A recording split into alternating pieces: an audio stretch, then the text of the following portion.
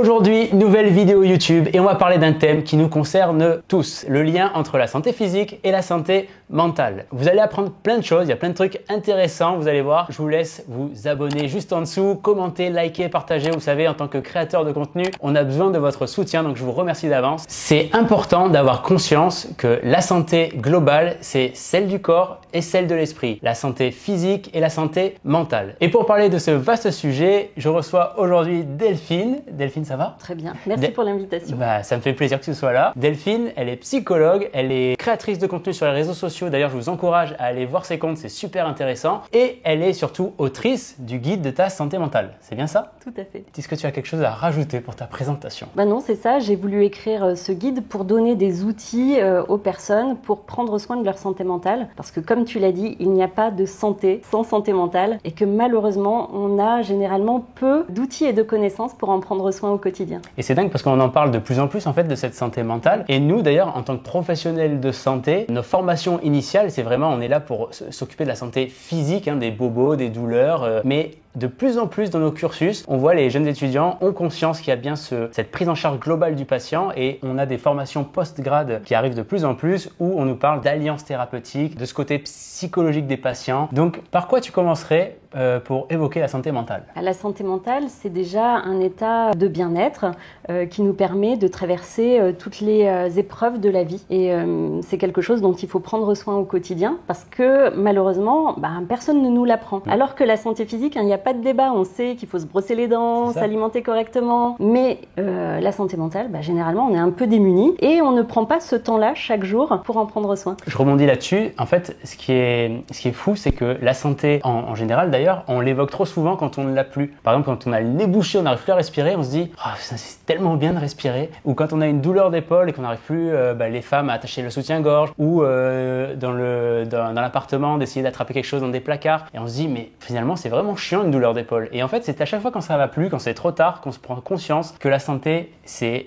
important. Nous, on le voit tous les jours en consultation, des gens qui ne vont pas bien, qui sont stressés, anxieux, tout ça, développent des pathologies plutôt chroniques et on n'arrive pas à les soigner, mais parce qu'il y a cet ancrage là au niveau du mental, de la psychologie. On les réoriente notamment vers des psychologues. On voit de plus en plus ça émerger dans les cabinets. Oui, et même l'inverse, c'est-à-dire quand on a par exemple une maladie chronique, ça peut avoir aussi un impact sur la santé mentale et amener à déprimer ou à utiliser par exemple des produits pour se soulager. Donc les deux sont vraiment très imbriqués. J'ai une question, moi je me pose toujours. En tout cas, j'aimerais bien que tu me répondes. Qu'est-ce que tu dirais aux gens qui nous regardent, qui ont cette appréhension de consulter un psychologue, parfois de pousser la porte du psychologue, c'est un peu s'avouer qu'il y a quelque chose qui ne va pas et c'est vrai que ça peut freiner. Qu'est-ce que tu dirais pour les rassurer ou en tout cas pour dire n'hésitez pas à consulter? Dès qu'on en ressent le besoin ou l'envie, on est légitime à consulter. Parce que souvent on me dit « ah oui, non mais il y a plus grave que moi, je vais prendre la place de quelqu'un qui a de plus gros problèmes ». C'est pas vrai. C'est au contraire important d'en prendre soin quand on ressent ce besoin-là. Et au contraire, des fois, quelques séances, quand on n'est pas encore dans une pathologie, quand on ne répond pas encore aux critères diagnostiques d'un trouble, ça va permettre de rebondir et d'aller mieux et d'avoir besoin de moins de séances que lorsqu'on est vraiment dans un trouble qui est installé et qui est chronique. Tu dis qu'on gagne du temps à consulter rapidement, quoi. Oui, tout à fait. Après, il y a aussi l'image qu'on a du psy. On imagine un vieux monsieur là qui fait et puis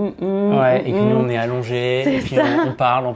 C'est ça, et qui nous réclame les 90 € à la fin de la séance. Et les psys, c'est pas que ça. Il y a des psys qui sont dans l'échange et qui ont un rapport collaboratif. Et c'est aussi pour ça qu'il faut se renseigner sur toutes les orientations théoriques et choisir la thérapie qui nous convient le mieux. D'ailleurs, si vous avez des questions, posez-les en commentaire. Comme ça animera le débat et on pourra répondre avec grand plaisir. En fait, pour moi, c'est sur quoi tu joues exactement dans ton métier? Comment ça se passe? Moi, je pratique les thérapies cognitives et comportementales. Donc, ce sont des approches qui sont scientifiques et collaboratives. Donc, je vais te donner un exemple très simple. Imagine que tu es dans la rue. Tu croises sur le trottoir d'en face un ami que tu n'as pas vu depuis longtemps. Alors, tu es content de le voir. Tu t'approches pour lui dire bonjour et là, clac, il passe devant sans te dire bonjour. Et ça, j'ai déjà eu ça. Yoann, si tu nous regardes, ne fais plus jamais ça. Qu'est-ce que tu te dirais dans cette situation? Alors, déjà, je me dis, putain, mais quel con. Voilà, déjà, c'est ma première réaction. Et après, après, je peux me dire, pourquoi il m'a zappé? Ça peut me frustrer. Je me dis, mais j'ai fait quelque chose de mal. Qu'est-ce qui se passe? S'il y a quelque chose qui va pas. Tu vois, c'est vrai qu'on s'interroge tout seul, en fait. Ouais. Alors, ce qui est intéressant, tu vois, c'est que c'est la même situation. Quelqu'un qui me dit pas bonjour. Et en fait, selon la pensée que tu as, ça va entraîner certainement des émotions différentes. La première réaction, la première pensée, c'est « quel il l'a fait exprès. Ça déclenche certainement de la colère. Alors que ta deuxième pensée, j'ai dû faire un truc qu'il fallait pas, la frustration et un peu d'anxiété. Peut-être qu'une autre personne pourrait se dire, j'ai pris un sacré coup de vieux, il m'a même pas reconnu et éprouver du dégoût de soi. Ou c'est parce que je suis pas assez intéressante. Et là c'est peut-être un peu de tristesse. Ou même chouette parce que j'étais hyper à la bourre et donc je vais pas arriver en retard à ma consultation, ça m'arrange. Et là c'est du soulagement. Ouais, c'est fou. Ouais. Et en fait c'est un peu comme des lunettes de soleil, tu vois, qu'on a devant les yeux, plus ou moins épaisses, plus ou moins opaques, qui colorent notre réalité. Et ça dépend bien sûr de notre personnalité, mais également de nos événements de vie, de notre éducation et de notre humeur. Et attends, ça s'arrête pas là. Une fois que tu as une émotion, ça te pousse vers ce qu'on appelle une tendance à l'action. C'est-à-dire que si tu es en colère, il y a plus de chances que tu sois agressif, que ce soit de filtrer ses appels ou de lui faire un peu la tête par exemple. Alors que si tu es dans l'anxiété, certainement tu vas chercher à te rassurer, peut-être appeler un copain, une copine pour savoir ce qu'il en pense, ou l'appeler directement lui pour dire il y a un problème, explique-moi. Donc on voit qu'il y a une situation, on l'interprète, on ressent des émotions et ça nous pousse dans un grand type de comportement. Okay. Et dans les TCC, en fait, on peut travailler sur ces 3 étapes-là. Les pensées, est-ce qu'elles sont réalistes et rationnelles? Qu'est-ce qu'on peut se dire d'autre? Les émotions, apprendre à les comprendre et à les réguler. Et les comportements, quand on identifie des comportements qui peuvent être problématiques, de les modifier et d'avoir des comportements plus adaptés à nos objectifs, par exemple. Ok. Est-ce que tu as des choses pour objectiver le lien entre ces pensées et les comportements Tout à fait. La première chose qu'on peut faire, c'est l'auto-observation. Donc vraiment, tenir un petit calepin au quotidien et noter les situations dans lesquelles on éprouve des émotions désagréables, comme celle qu'on vient d'évoquer par exemple, et de faire attention à cette pensée. Parce qu'elle n'est pas tout à fait consciente, mais pas tout à fait inconsciente non plus. C'est-à-dire que si je te demande, mais pourquoi tu es en colère contre Martin, tu vas me dire, parce qu'il m'a pas dit bonjour dans la rue. Tu vas revenir à la situation. Alors que c'est pas ça, c'est pas la situation qui t'a déclenché ton émotion, c'est ta pensée. Donc l'idée, c'est que dans ce petit... d'interprétation. C'est ça, d'interprétation. Donc dans le petit calepin, tu vois, tu peux faire 3 colonnes. La colonne situation où tu l'as décrit, la colonne pensée et la colonne émotion. Et quand tu fais ça pendant quelques semaines, déjà, tu vas te rendre compte de ce qui active finalement les émotions. Et après, avec un psychologue ou seul, on peut apprendre à prendre de la distance vis-à-vis de ses pensées ou de les remettre en question. D'accord. Et ça me fait penser d'ailleurs l'exemple de Martin, là. Johan. Ça fait penser, tu sais, ceux qui te coupent la route, là, qui te doublent, et dans la voiture, tu t'excites, tu l'insultes et tout ça. Et en fait, on se dit, quel con. Faut pas dire ça, mais voilà, en fait, en gros, peut-être que lui, il avait sa femme qui est en train d'accoucher dans la voiture, peut-être qu'il y a quelqu'un qui est malade à la maison, il trace, et c'est vrai que ça me fait penser à ça, cet exemple. Tout à fait, c'est important en fait de prendre du recul face à nos interprétations. Et ensuite, vraiment le deuxième axe, c'est les émotions, parce qu'on a tendance à voir nos émotions comme des ennemis, dont il faut se débarrasser, il faut lutter contre, les supprimer. Et en fait, moi déjà, j'aime pas l'idée de l'émotion positive ou négative, je préfère dire émotion agréable ou désagréable, parce que chaque émotion est importante et a une fonction. Déjà de nous rappeler nos besoins. Donc, par exemple, la peur, c'est le besoin d'être en sécurité. La colère, le besoin d'être respecté. Et quand on accueille ces émotions, donc on accepte de les ressentir et qu'ensuite on arrive de plus en plus précisément à mettre un mot dessus, déjà c'est déjà beaucoup de régulation en fait. Là, on parle de santé physique, santé mentale. Est-ce qu'il y a un exercice, quelque chose que tu peux nous proposer pour voir ce lien entre les deux? Il y a une petite expérience qu'on peut faire qui est assez marrante pour voir effectivement le lien entre ce qui se passe dans le corps et ce qui va se passer dans la tête et dans les émotions. Ok. Mais il nous faudrait des cobayes par contre. On va aller chercher. Et est-ce que les gens pourront le faire derrière la caméra? Oui, bien sûr. Jouez le jeu, essayez de le faire et comme ça vous nous direz un peu en commentaire qu'est-ce qui se passe vous chez vous quand vous faites ce jeu qu'elle va nous proposer. Donc le concept, c'est la rétroaction faciale, le fait de se dire que selon les micro-expressions et selon les muscles qui sont activés sur le visage, ça va avoir un impact sur les émotions. Donc, par exemple, tu vois, cette paille, je leur ai demandé de la mettre soit dans la bouche sans toucher les lèvres, donc entre les dents, soit entre les lèvres sans toucher les dents. D'accord. Regarde, essaye en même temps, tu vois, c'est très facile. Donc soit comme ça. Soit comme ça. Quand tu as la paille entre les dents, tu as peut-être remarqué que c'est les mêmes muscles que le sourire. Exactement, oui. Et donc là, on leur fait voir, on leur fait observer une petite vidéo assez rigolote avec des chiens, des chats, voilà, dans des situations amusantes. Et à la fin de cette vidéo, on va leur demander de la noter, de noter à quel point ils l'ont trouvé drôle, entre 0 et 10. Et ce qu'on observe généralement dans ce type d'expérience, c'est que ceux qui avaient la paille directement dans les dents, et donc avec les muscles activés du sourire, vont juger la vidéo plus rigolote. Ok, génial.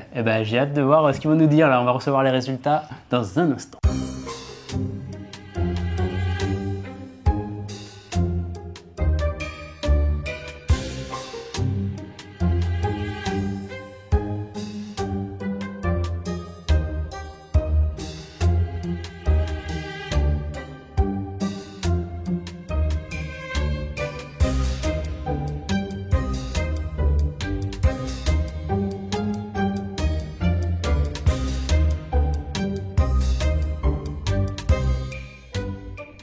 revenir au lien santé physique, santé mentale, nous en cabinet, donc je t'ai dit, nous on est spécialisé santé physique plutôt, mais il y a des choses que les patients ignorent parfois. Quand ils arrivent au cabinet, par exemple, ils ont un torticolis. Nous on leur fait tout un interrogatoire et on leur demande en fait pourquoi ils ont un torticolis. Qu'est-ce qui s'est passé? Est-ce qu'ils ont soulevé une charge? Est-ce qu'ils sont tombés? Il y a eu un traumatisme? Et parfois, il n'y a rien de tout ça. Il n'y a rien, il n'y a aucune explication pourquoi ils ont ce torticolis. Et les gens, la première chose qu'ils disent, c'est « Ah, j'ai dû mal dormir, j'ai une mauvaise position dans le lit. » Mais ça, honnêtement, réfléchissez 30 secondes, mais vous avez le même oreiller depuis peut-être 3, 4, 5 ans, 10 ans, et vous ne voulez pas pour autant chaque matin avec un torticolis. Il y a quelque chose qui, pour nous alerte, et on se dit, là, il y a quelque chose peut-être en lien avec la santé mentale, et quelque chose, peut-être le corps a fait un trop-plein, et c'était un peu la goutte d'eau qui fait déborder le vase, un petit truc. C'est-à-dire que quand le corps n'a plus l'énergie d'absorber les contraintes de la vie de tous les jours, et ben, le moindre petit faux mouvement, le moindre petite chose contrariante, ben, le corps va s'exprimer avec cette douleur. Par exemple, les gens qui passent aspirateur, ils se bloquent le dos, ils arrivent chez nous en tant que kiné, ostéopathe, ben, je me suis bloqué le dos. Ok, vous avez fait quoi? J'ai passé aspirateur. Passer aspirateur, on l'a fait 1000 fois avant et pareil, vous n'êtes pas bloqué le dos à chaque fois. Donc en fait, c'est votre corps qui vous dit stop à un moment donné sur un geste anodin et là, il faut vraiment être à l'écoute de son corps et savoir que c'est une alerte. La douleur, les gènes, tout ça, c'est des alertes que vous devez en avoir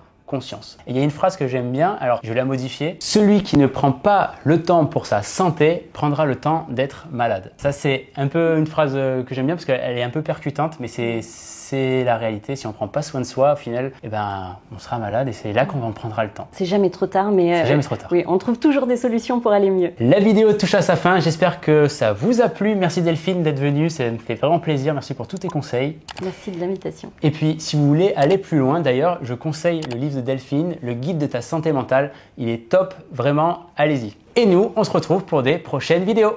Ciao!